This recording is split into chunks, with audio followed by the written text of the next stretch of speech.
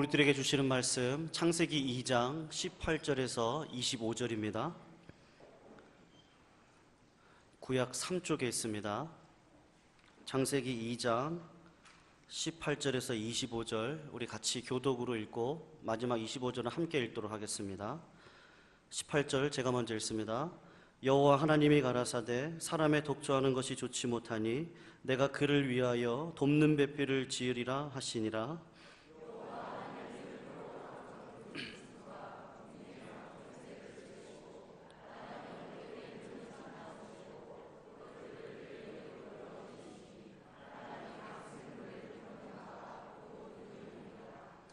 아담이 모든 육축과 공중의 새와 들의 모든 짐승에게 이름을 주니라. 아담이 돕는 배필이 없으므로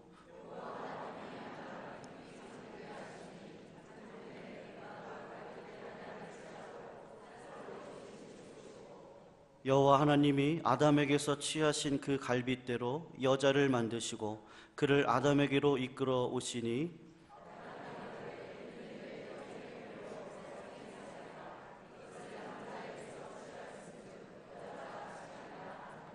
이러므로 남자가 부모를 떠나 그 아내와 연합하여 둘이 한 몸을 이룰지니로다. 아담과 그 아내 두 사람이 벌거벗었으나 부끄러워 아니하니라. 아멘.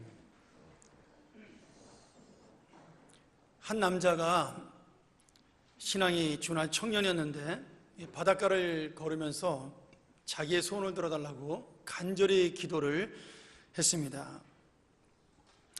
그의 간절한 마음에 감동한 하나님께서 그 청년에게 나타나셔서 너의 소원이 무엇이냐고 물어보시게 된 거죠. 이 청년이 말합니다. 제가 유학을 가고 싶은데 미국으로 이 바다부터 미국까지 다리를 하나 만들어서 제가 언제든지 차로 다닐 수 있도록 해주시기를 바랍니다.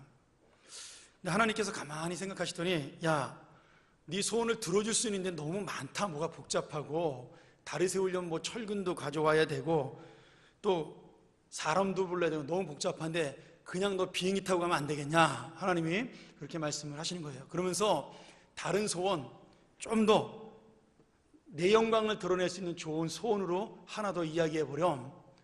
그래서 이 청년이 가만히 생각을 하다가 이렇게 이야기를 했습니다. 하나님, 제가 아직 결혼을 못했는데 여자들을 잘 이해할 수가 없습니다. 그래서 여자들을 잘 이해할 수 있도록 저에게 그런 마음을 좀 주십시오. 여자들이 화나서 말 안 하고 있을 때 마음속으로 무엇을 생각하는지, 또 갑자기 울 때는 왜 우는지, 아니면 여자들이 그냥 신경 쓰지 마 이렇게 말할 때 정말 신경 쓰지 말아야 되는지, 그 말의 참뜻이 무엇인지를 알 수 있도록, 또 내가 잘못됐다고 사과하면 뭘 잘못했냐고 이렇게 물을 때 어떻게 대답을 해야 되는지 여자를 잘 알 수 있도록 하나님 저에게 지혜를 주십시오. 그렇게 기도를 한 겁니다. 하나님이 그 기도가 끝나자마자 바로 이렇게 대답을 하셨죠. 야, 그 기도 말고 아까 말한 기도 들어줄게. 미국까지 4차선으로 만들어줄까 8차선으로 만들어줄까. 하나님이 그러셨다 그래요. 여러분, 뭐 저도 결혼하면서 여자의 마음을 알기가 참 쉽지 않다, 이제 그런 생각을 결혼 생활하면서 한 적이 있지만, 왜 이렇게 복잡한 여자를 하나님은 남자에게 붙여주셨을까요? 단순하게 살 수 있는 남자인데 말이죠. 오늘 하나님께서 우리에게 이 알기 어려운 여자를 우리에게 허락하신 이유를 오늘 말씀 속에서 분명하게 설명해 주고 있습니다. 사실 오늘 말씀은 제가 주례를 할 때 자주 전하는 말씀이에요. 그런데 제가 미국에서 결혼식장에서 주례를 하면 미국은 결혼식장에 그 시간이 제한이 없습니다. 그리고 이제 결혼식이 굉장히 길기 때문에 좀 오래 설교를 해도 되거든요. 그래서 이 설교를 다 할 수가 있는데, 한국에 오니까 결혼식장에 가서 주례를 하면 항상 그 안내하는 그 직원이 와서 저한테 부탁을 하는 거예요. 목사님, 모든 예식은 25분 안에 끝내주세요. 이렇게. 아니 그러면 부모님 촛불점화부터 시작해서 신부 입장, 신랑 입장, 신부 입장에 뭐 찬송 하나 부르고 인사하고 그러면 여러분 설교는 언제 합니까?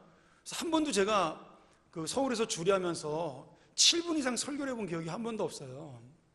그래서 제가 오늘 말씀 준비하면서 이 말씀이 꼭 결혼식한 신랑 신부에게만 필요한 말씀은 아닌데 우리 교인들한테 이 말씀을 한번 전체적으로 한번 전해야 되겠다 싶어서 오늘 설교의 한 3분의 1 정도가 그 내용입니다. 하나님께서 세상을 창조하신 다음에 뭐라고 말씀하시죠? 좋았더라라고 말씀하셨습니다. 그리고 마지막 날 6일째 되는 날 사람을 창조하시고 뭐라고 말씀하시죠? 심히 좋았더라고 말씀하셨어요. 다시 말하면 하나님께서 사람을 만든 다음에 감탄하는 모습을 볼 때, 남자인 아담을 만들고 하나님이 너무 좋았다라고 말하는 말씀을 볼 때, 우리는 그 아담의 창조가 하나님의 창조의 완성이다라고 생각을 할 수가 있습니다. 하나님이 만족할 만큼, 기뻐하실 만큼 좋았다라는 거예요. 그런데 오늘 우리가 읽은 본문에 보면 하나님이 아담을 바라보면서 마음이 좋지 못하다라고 말씀하셔요. 여러분, 이 말씀을 오해하시면 안 됩니다. 아담이 불완전하기 때문에, 아담이 잘못 창조되었기 때문에 하나님께서 좋지 못하다는 뜻이 아닙니다. 아담을 더 멋진 모습과 완성된 모습으로 만들 수 있는데, 그런 모습을 아직 다 이루지 않아서 하나님이 아쉽다라는 의미죠. 하나님께서 어떤 모습을 아담의 좋지 못한 모습으로 보았어요? 그가 혼자서 외로워하는 모습을 보고 하나님께서 좋지 않다라고 말씀을 하셨습니다. 다른 모든 동물들은 짝이 있는데 아담만 혼자 있으니까 외로워 보여서 이렇게 말씀하신 거겠죠. 그래서 하나님께서는 아담을 사랑하셔서 아담이 잠든 사이에 아담의 갈빗대를 뽑아서 여자라는 그런 또 피조물을 창조하시고, 그리고 아담의 그 나머지 갈빗대, 비어있는 갈빗대는 살로 채워 놓으셨습니다.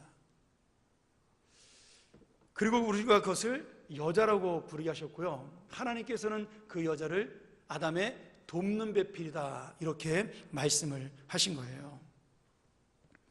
오늘 여러분, 저는 이 돕는 배필에 대한 말씀을 가지고 여러분하고 한 3가지 정도로 나눠보려고 합니다. 이 돕는 배필의 의미는, 첫 번째는 오늘 문자 그대로예요. 가정을 함께 하나님의 낙원으로 이끌어가는 아내를 말할 때 돕는 배필이다 이렇게 이야기를 할 수가 있습니다. 돕는 배필은 그러니까 가장 먼저 아담의 아내였던 하와를 가리키는 말이죠. 남편과 함께 가정을 이루는 아내를 이야기할 때 돕는 배필이다 이렇게 이야기를 할 수가 있습니다. 하나님께서 여자를 만든 다음에 아담 앞에 딱 하고 보여줬을 때 아담이 너무 그 여자를 보고 감동을 해서 뭐라고 고백을 하죠? 그 유명한 신앙 고백 있죠. 여자를 향한 신앙 고백. 이는 내 뼈 중에 뼈요 살 중에 살이다. 얼마나 아름다운 고백인지 모릅니다. 제가 그 4월 달에 이 세미나, 제가 지난주에 신약을 하고 왔고 지난달에 4월 달에 구약을 하고 왔는데, 그 이해실 사모님이 이거 강의하면서 그렇게 얘기를 하더라고요.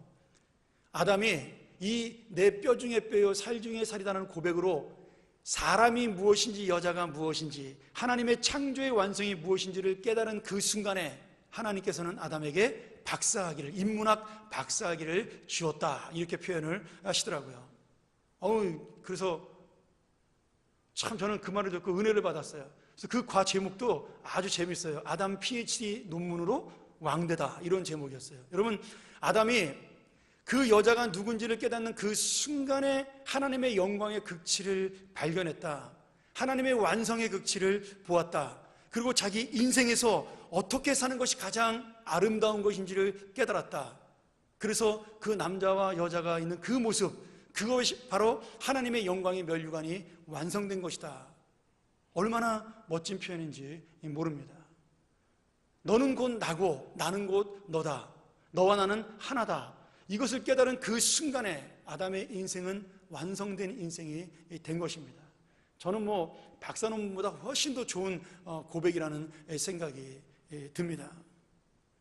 여러분, 여기 아담이 너무나 좋고 너무나 사랑스러워서 이런 고백을 했지만 그 사랑의 고백 속에는 하나님이 그 여인을 만든 목적과 그 여인을 통하여 아담에게 주는 기쁨과 그리고 완성, 하나님 나라를 완성하고자 하는 하나님의 마음이 이 내 뼈 중에 뼈요 살 중에 살이라는 단어 속에 전부 다 함축되어 들어가 있는 것입니다.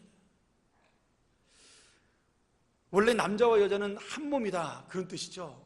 나는 곧 너고 너는 곧 나다. 왜? 하와 자체가 아담의 몸에서 나왔기 때문입니다. 여러분, 이 한 몸이란 말은 다시 말하면 어떤 말이에요? 누가 높고 낮음이 없이 서로가 동등하다라는 뜻이 되기도 합니다. 여러분, 우리나라 사람들은 유교적 성향이 강하잖아요.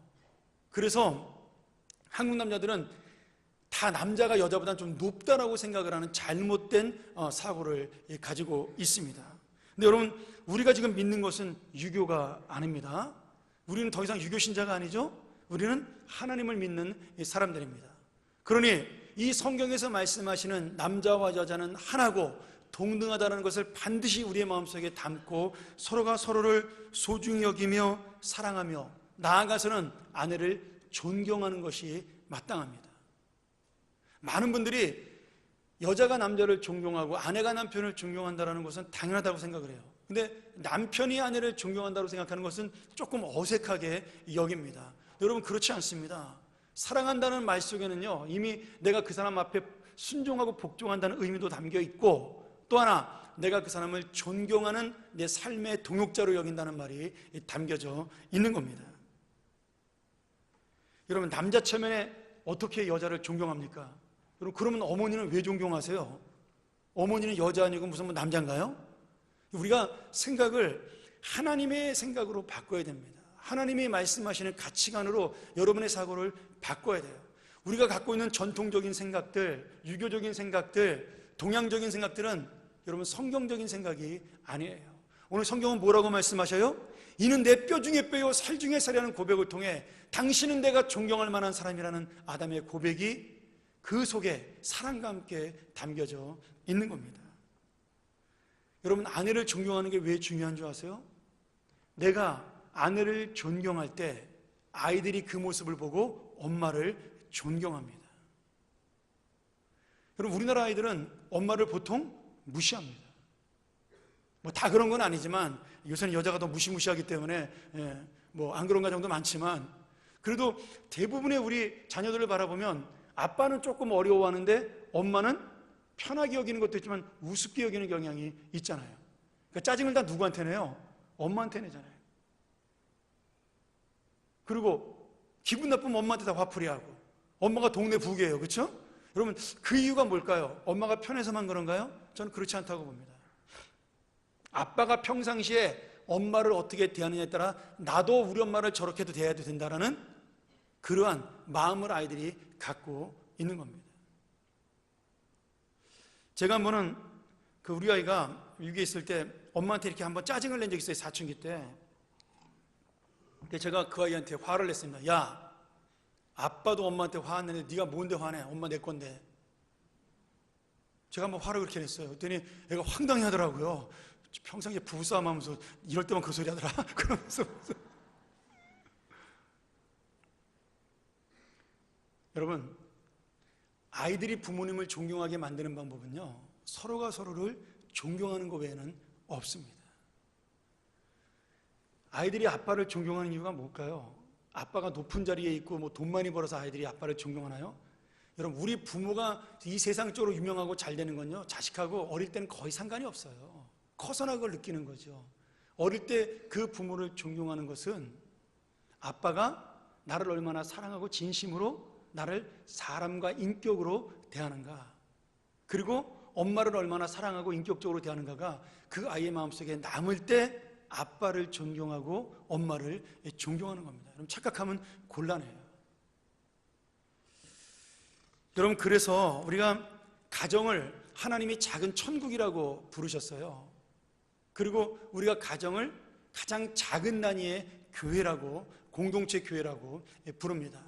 그 교회에서 서로가 존경하는 모습, 다시 말하면 부부가 존경하는 모습을 보여야 자녀도 같이 함께 존경하는 그런 아름다운 공동체, 하나님께서 주셨던 그 에덴 동산의 완성이 이루어진다는 거예요. 오늘 그래서 우리가 여러분, 부자가 행복하지 않아요. 저는 그렇게 생각을 합니다. 그리고 많이 배웠다고 해서 또 우리가 행복하지 않습니다. 가장 행복한 가정은요, 서로가 서로를 존중하는 이 가정입니다. 오늘 내 뼈 중에 뼈요 살 중에 살이라는 이 고백 속에 돕는 배필이라는 하나님의 그 정의 속에는 바로 이 의미가 담겨져 있습니다. 여러분 꼭 함께 존경하는 가정이 이루시기를 주의 이름으로 축원합니다. 두 번째는 돕는 배필은 꼭 아내와 남편을 지칭하는 말은 아닙니다. 강한 사람을 이야기합니다. 나보다 더 나은 사람을 말씀하는 거죠. 여러분 돕는 배필이라는 말을 하니까 돕다라는 단어가 들어있어서 마치 보조하는 사람 아니면 헬퍼하는 사람 이런 역할을 우리가 말하는 것처럼 보여요. 물론 틀린 말은 아니죠. 그러나 성경에서 말하는 느낌은 전혀 다른 의미입니다. 지금 성경에서는 내가 중심이 못 되는 보조자다 그런 역할이 아니라 내가 더 나은 사람이기 때문에 저 사람을 더 돕는다는 의미가 강하게 있습니다. 한번 생각해 보세요. 여러분 아담과 하와 중에 누가 더 강한가요? 이럴 때 꼭 이렇게 무지하게 힘센 걸로 얘기해서 아담이 더 힘세다 그렇게 얘기하면 곤란합니다. 여러분 하와가 더 강합니다. 그러니까 아담이 꼼짝 못하고 하와 가지고 선악과 따먹었잖아요. 네. 여러분 그 가정을 이끌어 나가는 사람이 강한 사람이에요. 저는 요새 뭐 기계도 새로 나온 게 더 좋잖아요. 그렇죠? 최신형이 제일 좋지 않습니까? 하와가 최신형이잖아요. 모든 창조물의 가장 최신형이 하와잖아요. 그 얼마나 하와가 반짝반짝하겠어요. 그런 의미에 저는 하와가 강한 자라는 생각도 해봅니다. 여러분 히브리어로 이 돕다란 말이 에제르라는 말입니다. 근데 에제르가 항상 성경에 보면 강한 사람이 약한 사람을 도울 때 이 에제르라는 단어를 쓰고 있어요. 하나님께서 상처난 영혼을 치유하실 때 내가 너를 돕는다. 넘어진 자를 일으켜 세우실 때 내가 너를 돕는다. 힘없는 자에게 용기를 더해 주실 때 내가 너를 돕는다. 하나님이 그 인간을 돕는 전능한 손길에 대한 이야기를 할 때 항상 이 단어 도움이라는 단어를 쓰면서 하나님께서 우리에게 말씀해주고 있습니다. 그 가장 정확한 표현이 제가 좋아하는 성경 말씀이기도 한데 시편 121편 1절 말씀이에요. 내가 산을 향하여 눈을 들리라. 나의 도움이 어디서 올꼬? 천지를 지으신 여호와에게 서로다. 여러분 나의 도움이 어디서 올꼬? 그 나의 도움이 누구예요? 하나님이라는 말씀입니다. 여러분 하나님이 우리에게 도움되는 이유가 무엇입니까? 우리보다 강하신 분이기 때문입니다. 우리를 도울 수 있는 능력이 계시기 때문이에요. 어쩌면은 우리가 할 수 없는 모든 일들을 우리가 할 수 있도록 돕는 전능하신 분이기 때문에 우리보다 강하고 우리를 돕는 분이라고 말씀할 수가 있습니다. 그러니 오늘 여기 돕는 배필은 그냥 보조자가 아니라 어떤 사람이에요? 내가 할 수 없는 것을 돕는 사람이다. 그런 의미가 담겨져 있는 거죠. 여러분 이것이 힘이나 능력만을 가지고 이야기하는 것이 아닙니다. 그 사람의 마음을 세울 수 있는 사람을 이야기를 하는 겁니다. 아내들이 남편을 격려하고 용기를 북돋을 때 육신적으로는 힘이 없는 것처럼 보이고 세상에 나가 어떤 것도 능력을 발휘하지 못하는 그런 사람이라 할지라도 남편의 생명을 살리고 남편의 힘을 살려서 그거 새로운 용기를 가지고 이 세상을 향하여 힘이 있게 나가는 그런 사람을 만드는 것, 그것이 바로 돕는 배필의 역할입니다. 오늘 여러분 아내의 말 한마디에 남편의 영혼이 살았다 죽을 수가 있습니다. 남편의 말 한마디에 그 돕는 단어 하나에 아내의 영혼이 살았다가 죽을 수가 있습니다. 부모가 하는 한마디의 말에 자식의 영혼이 살았다가 죽을 수도 있습니다. 또 죽었다가 살아날 수도 있는 거죠. 여러분 그러니 우리가 정말 이 말로 사람을 격려하고 마음으로 사람을 위로하는 것, 그것이 이 돕는 자의 얼마나 귀한 역할인지를 깨달아야 됩니다. 여러분 하나님의 그 사역은 힘과 능력으로 하는 것이 아닙니다. 믿음으로 하는 거예요. 믿음으로 사는 겁니다. 믿음 있는 자가 성경에서는 강자라고 이야기를 하는 거죠. 제가 제자훈련할 때마다 하는 말이 있어요. 여러분 싸우면은 누가 먼저 사과해야 되나요? 잘못한 사람이 먼저 사과하나요? 그거는 세상에 사는 얘기입니다. 부부싸움 하면 누가 사과해야 돼요? 믿음 좋은 사람이 사과하는 겁니다. 누가 사과한다고요? 믿음 좋은 사람이.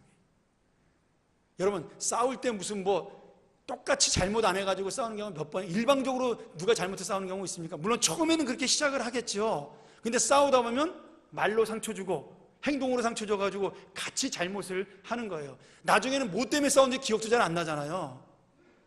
그러니까 결국 그 싸움에 패배자는 누가 돼야 되냐면 믿음 좋은 사람이 되는 거예요. 내가 잘못했어. 저는 항상 제가 믿음이 좋아서 부부싸움하면 항상 제가 먼저 잘못했다고 이야기를 합니다. 문제는 꼭 뭘 잘못했냐고 캐물어서 문제죠. 그냥 사과했으면 됐지 뭐 또 잘못한 내용을 꼭 이렇게 복습을 시키는지. 여러분, 누가 사과해야 된다고요? 믿음 좋은 사람이 사과하는 겁니다. 저는 세상에서도 마찬가지라는 생각이 들어요. 솔직히 그렇잖아요. 여러분, 싸우는 내용이 보통 뭔가요? 저는 지금까지 부부싸움하면서 우리 조국의 통일을 위해서 싸운 사람을 본 적이 한 번도 없습니다. 세계 평화를 위해서 싸운 사람도 한 번도 본 적이 없어요. 아프리카 기아난민을 살리자고 부부싸움하는 사람도 본 적이 없습니다. 싸우는 이유가 어떤 경우는 이 싸움으로 이혼까지 가는 경우도 많은데 싸우는 이유가 대부분 뭐예요? 감정 상하는 한마디입니다. 그러니까 결국 누가 먼저 사과해야 되는 겁니까? 그리스도의 성숙한 마음으로 그것을 받아들이지 못한 내가 먼저 사과하는 겁니다. 저는 그런 가정이라면, 여러분, 안 싸우는 가정은 없겠죠. 그러나 그런 가정이라면 싸워도 더 단단해지는 가정이 되리라고 믿습니다. 이런 재밌는 얘기를 제가 예전에 그 가정사역연구소에서 사역하시는 송기로 목사님한테 들은 적이 있어요. 어느 교회에 찬양대에서 함께 열심히 봉사하던 그 집사님 부부가 계셨어요. 얼마나 사이가 좋고 금슬이 좋은지 교회에서 소문이 자자한 겁니다. 여러분, 그 남자가 여자한테 너무너무 잘하는 남자들 있잖아요. 우리가 그걸 뭐라고 부르죠? 남자들의 공공의 적이라고 부릅니다. 저희 교회도 꽤 있습니다. 공공의 적이. 제가 굉장히 안 좋아합니다. 속으로는. 그런 사람도 있잖아요. 뭐 텔레비에 나오는 그 션이라는 사람이라든지 뭐 최수종이라든지 그 정도까지는 안 되는데 우리 교회도 그런 남자들이 꽤 있더라고요. 제가 보니까 굉장히 기분 안 좋습니다. 저는 그런 분들 볼 때마다. 근데 이 남편이 그런 분이었던 거예요. 근데 그만 아내분이 갑자기 암에 걸리게 됐어요. 그리고 손쓸 사이 없이 3개월 만에 돌아가시게 된 겁니다.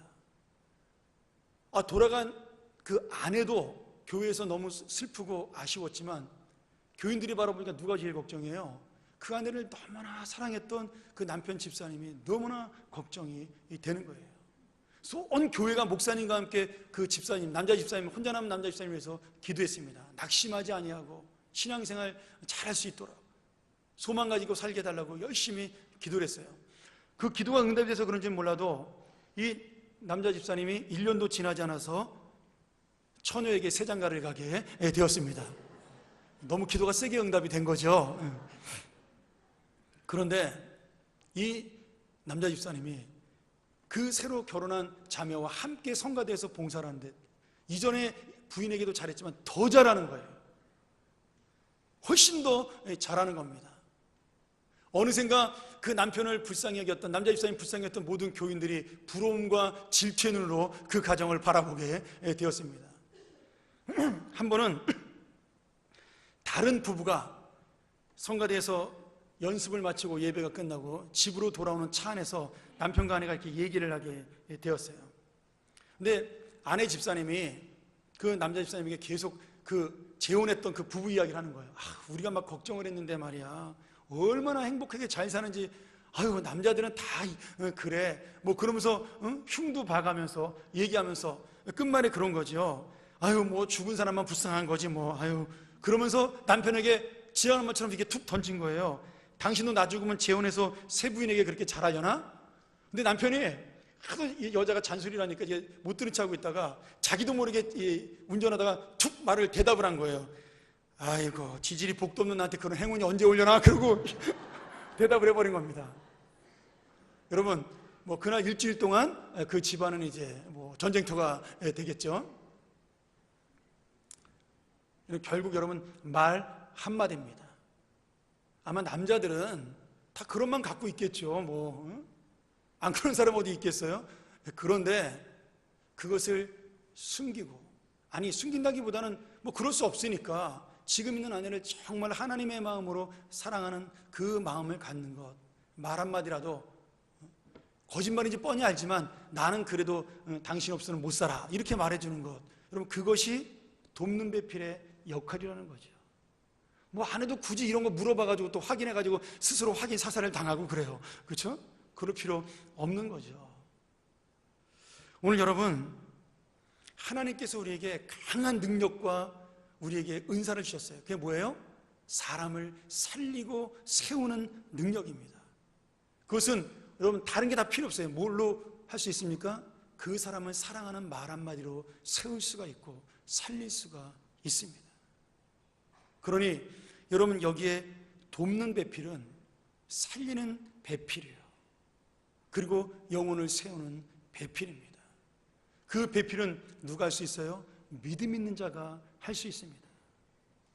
능력이 아니라, 세상의 능력이 아니라, 세상의 힘이 아니라 하나님의 믿음으로 사는 자, 하나님의 마음으로 그 영혼을 바라보는 자, 그 사람이 이 마음을 가지고 돕는 배필로 살아갈 수가 있습니다.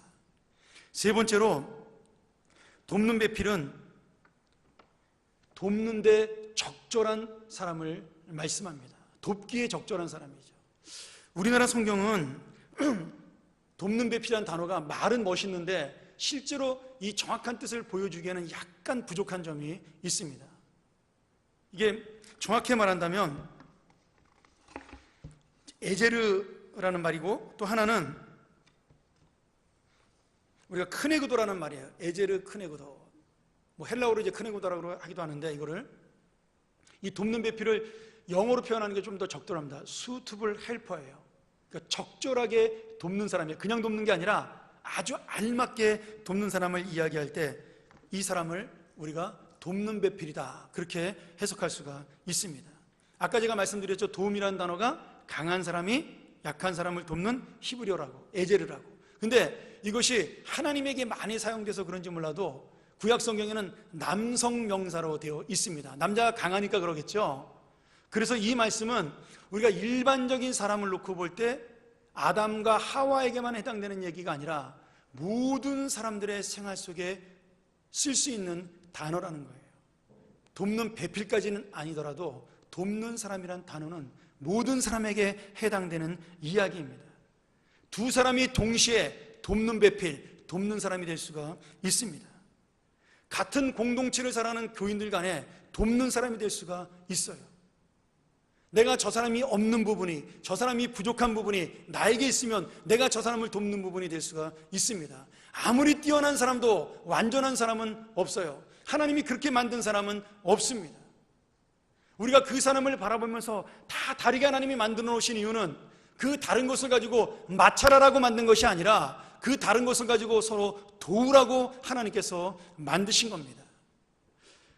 제일도 목사님이라고, 우리 바퍼 목사님으로 유명한 목사님이 쓴 책이 있어요. 수필집이. 참으로 소중하기에 조금씩 놓아주기, 그런 책인데 거기에 보면 이런 좋은 이야기를 합니다. 사랑하는 여러분, 다르다와 틀리다는 말은 전혀 다른 말씀입니다. 다른 것은 틀린 것이 아닙니다. 부부는 서로 다른 사람이지 틀린 사람이 아닙니다. 그러나 다른 사람이라 할지라도 두 사람이 바라보는 방향은 늘 같아야만 합니다. 서로 다른 사람이 만나 같은 방향을 바라다 보면 다르다가 어느새 닮았다로 바뀌게 됩니다. 그래서 부부는 서로 닮아갑니다. 이렇게 말씀하셨어요. 여러분, 요 다르다라는 말이 굉장히 중요한 말씀이에요. 우리가 성경적으로 사람을 보는 눈을 키워야 되는데, 이게 무슨 말이냐면 우리가 항상 사람을 바라보고 어떤 사물을 바라볼 때 세상적 기준으로 바라봅니다. 그래서 내가 바라보는 눈은 하나님이 바라보는 눈하고 많이 다를 수가 있어요. 여러분, 이 다르다는 말과 틀리다는 말은, 다르게 말한다면 어떻게 볼 수 있어요? 더 나은 사람과 더 못한 사람이 있다는 말은 없다라는 것과 똑같습니다.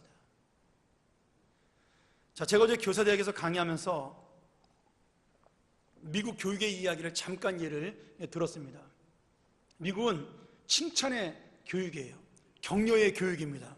우리나라는 지금은 안 그렇죠. 우리나라. 근데 예전에 우리나라 교육은 무슨 교육이에요? 지적의 교육이었습니다. 저희가 초등학교 때, 중학교 때 교육받을 때 잘못한 것을 지적해서 그것을 고치라는 걸로 교육을 받았어요. 근데 미국 아이들은 제가 가서 우리 아이들 이렇게 옆에서 공부하는 걸 보고 선생님들하고 얘기해보면 선생님들이 아이들 가르칠 때 격려하는 것으로 가르칩니다. 너는 이걸 잘해. 너 참 잘했어. 못한 거는 이야기하지 않아요. 잘한 거를 계속해서 이야기해서 아이들에게 긍정심과 자신감을 심어줍니다. 그래서 악기를 조금 못해도 그냥 앞에 세워요. 자꾸 앞에 서다 보면 자신감이 붙어서 나중에 잘하게 되는 거죠. 그렇기 때문에 그 외국 사람들이 무대에 서는 것을 두려워하지 않습니다. 여러분, 그 말이 뭐냐면 그 나라의 교육은 성경적인 기준이 돼 있어요. 그래서 다른 것을 틀린 것으로, 나은 것으로 보는 것이 아닙니다. 예를 들면 이런 거예요. 한 아이가 공부를 잘해요. 우리나라에서는 보통 공부를 잘하면 그것으로 끝입니다. 모든 것이 다 해결돼요. 그렇죠? 성격이 못돼 먹은 아이도 아유 쟤는 공부 잘해서 그러지. 공부를 열심히 하니까 애가 특이해. 여러분, 공부 잘하는 거랑 그 네 가지 없는 거랑 뭔 차이가 있어요? 아무 상관이 없는 거잖아요. 근데 그냥 공부 잘하면 다 덮어버리잖아요, 그거를. 근데 미국은 제가 가니까 이런 거예요. 우리 아이들, 그 선생님이 이렇게 아이들을 가르치더라고요. 어떤 애가 공부 잘하면 너 오늘 참 단어 잘 외웠어. 아유 훌륭해, 착해. 이렇게 칭찬합니다. 근데 한 아이가 책상 정리를 잘했어요. 너는 책상 정리를 너무 잘한다. 야, 너는 정말 다른 아이 위해서 이렇게 정리를 잘하는구나. 이렇게 칭찬을 해요. 한 아이가 연필을 깎았어요. 여러분, 미국은 초등학교 때 연필밖에 사용하지 못하거든요. 샤프 같은 거 못 씁니다. 그러면 항상 그 교실 뒤에 연필 깎기 기계가 있어요. 이렇게 돌려서 깎는 기계가. 근데 그걸로 안 깎고 칼로 깎아온 거예요. 그러니까 선생님이 뭘 칭찬해요? 연필을 잘 깎는구나. 너는 너무나 훌륭하다. 이렇게 칭찬을 하는 거예요. 여러분, 수없는 아이들이 있는데 공부 잘하는 아이, 운동 잘하는 아이, 말 잘하는 아이, 그리고 남 잘 돕는 아이, 또 연필 잘 깎는 아이, 청소 잘하는 아이, 다 선생님이 볼 때는 뭐예요? 전부 잘하는 아이입니다. 제가 그걸 보고 감동을 받았어요. 아, 선생님 눈에는 잘하는 아이밖에 없구나. 여러분, 제가 그거를 목회에 적용을 했습니다. 제 목회의 모토가 뭐냐면 칭찬과 격려의 목회입니다. 제 별명이 칭찬의 황제잖아요. 여러분, 잘해서 칭찬하는 거예요, 진짜로. 제 눈에는 여러분 다 잘하는 교인밖에 안 보여요. 여러분, 다른 것이 틀린 것이 아니고 못한 것이 아닙니다. 내가 이렇게 창조되었기 때문에 이것이 부족하면 하나님은 그것을 채우기 위하여 다른 사람을 다른 성격으로 만드신 거예요. 하나님의 모든 창조물은 동등한 자격과 조건을 가지고 있어요. 그런데 공부 잘하는 사람이 더 나은 사람이야, 돈 많은 사람이 더 나은 사람이야, 지위를 가진 사람이 더 나은 사람이야, 이것은 누가 만든 기준이에요? 내가 만든 기준입니다. 하나님은 다 참 좋았더라라고 말씀하신, 심히 좋았더라라고 말씀하신 좋은 창조물로 우리를 다 만드신 겁니다. 근데 우리가 그 좋은 창조물들을 스스로 나쁜 창조물과 못한 창조물과 틀린 창조물로 전부 우리의 사고로 구별하고 있는 겁니다. 교회라는 것이 바로 그런 것이에요. 여러분, 교회는 모든 하나님의 아름다운 창조물들, 특별히 구원받은 하나님의 형상들이 모여 있는 곳입니다. 그리고 아직은 구원받지 못했다 할지라도 이제는 하나님의 형상으로 구원받아 회복될 하나님의 자녀들이 모여 있는 것이 교회예요.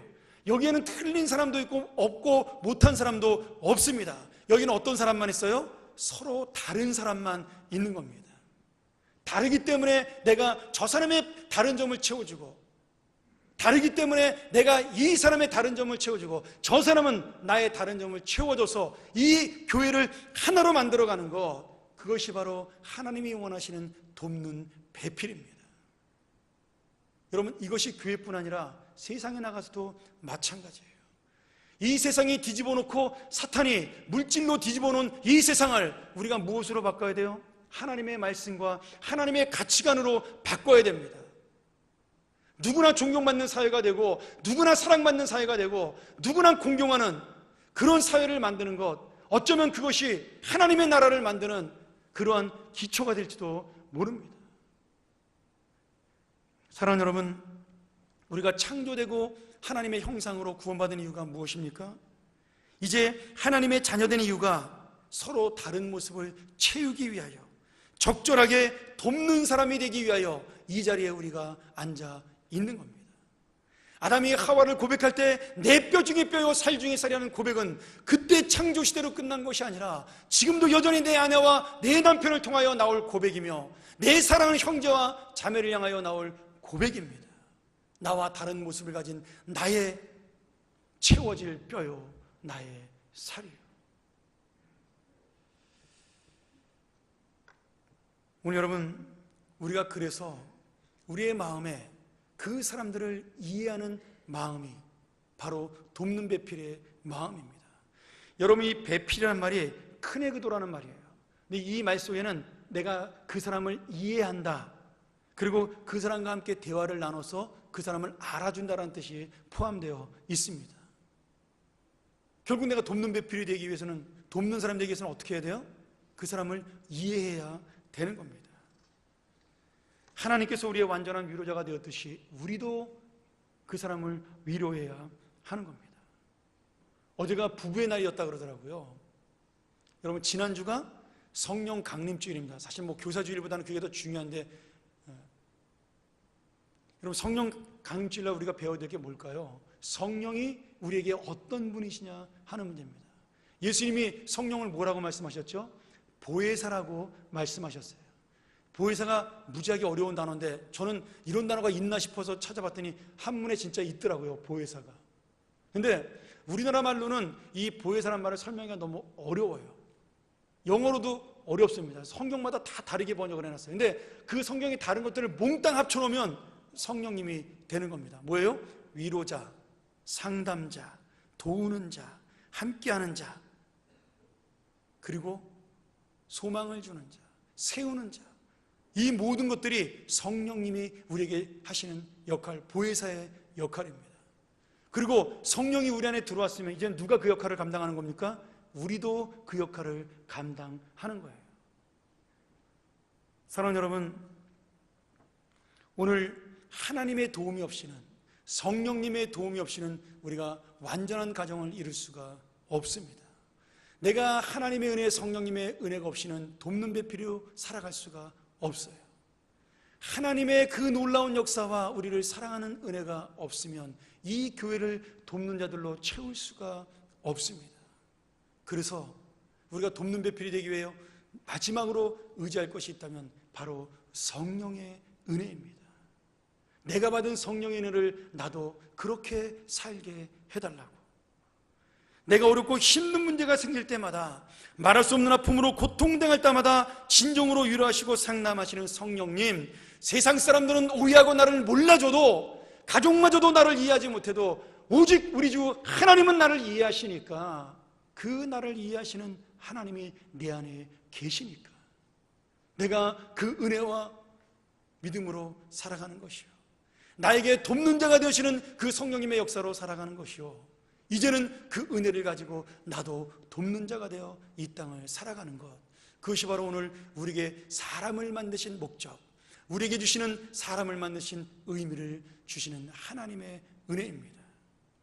사랑하는 여러분, 오늘 우리가 이런 성령님의 도우심을 힘입어 우리도 돕는 배필이 되고 돕는 사람이 되어 우리의 가정을, 우리의 교회를 아름답고 행복하게 에덴 동산보다 훨씬 더 완성된 하나님의 나라로 만들어가는 우리의 인생 되시기를 주의 이름으로 간절히 축원합니다.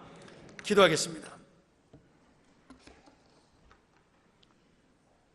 자비하시고 은혜로우신 아버지 하나님, 오늘 우리가 이 가정의 달 하나님의 은혜를 다시 한번 생각하며 우리에게 베풀으신 가정, 우리에게 베풀으신 부부, 우리 계신 자녀들, 우리 계신 이 교회의 성도들, 형제와 이웃들을 생각합니다.